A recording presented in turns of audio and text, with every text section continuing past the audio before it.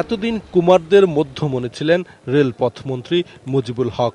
এ কারণে ১৯৯৭ সালে কুমিল্লায় চিরকুমার সমিতি গঠনের পর তাকে প্রধান উপদেষ্টা বানানো হয়। প্রধান উপদেষ্টাকে নিয়ে এতদিন বেশ ভালোভাবেই কাটছিল তাদের সংগঠনের কর্মকাণ্ড।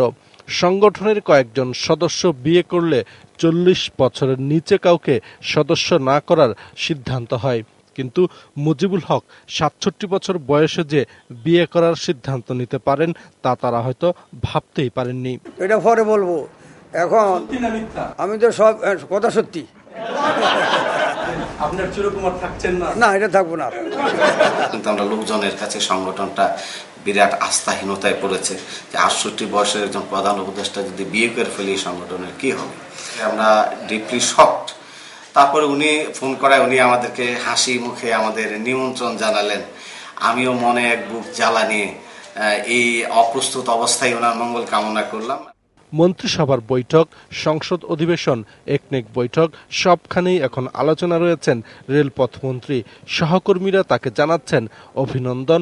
মন্ত্রী রয়েছেন চার্মিং মুডে। আজকে কৃষ্ণচূড়ার রঙে রঙিন হয়ে এসেছেন আমাদের মাননীয় মন্ত্রী, একটা চার্মিং মুডে আছেন। উল্লেখ করেছেন চার্মিং ভাব।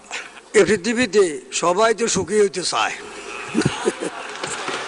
সবাই মিলে তাকে অনেক চেষ্টা করেও এই বিষয়টি বোঝাতে আমরা সক্ষম হই নাই। তিনি বুঝতে পেরেছেন কোনো ভালো কাজ একবারে না হচ্ছে দেরিতে হওয়া অনেক ভালো।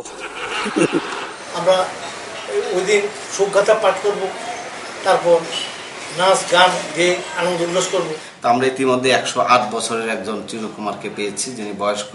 তা আমরা এখন ১০০ বছরের নিচে কাউকে আর বিশ্বাস করতে পারছি না প্রধান উপদেষ্টার পদে রাখার জন্য। তো উনি আমাদের মাননীয় রেলপথমন্ত্রী যেদিন বিয়ে করেন ওই দিনই আমাদের এই হরিপুর গ্রামে আদর্শ সদরের ওই নতুন প্রধান উপদেষ্টাকে আমরা বরণ করে নেব। গত মার্চে মন্ত্রীকে চিরকুমার বলে হোঁচট খেয়েছিলেন সংসদ সদস্য হাজী সেলিম। মাননীয় মন্ত্রী, আপনি চিরকুমার। এটি আপাতত।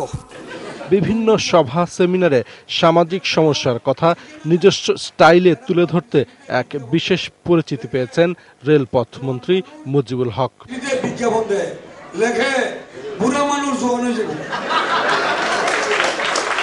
যদি একটা বড়ি খান ছোঁয়া থাকলে বসে যাবেন, দূরে হইলে দুটো খাইলে বসার থেকে দাঁড়াইয়ে যাবেন, আর যদি তিনটা খান লাফাইয়া উঠবেন। মাসুদুল হক, এটিএন নিউজ, ঢাকা।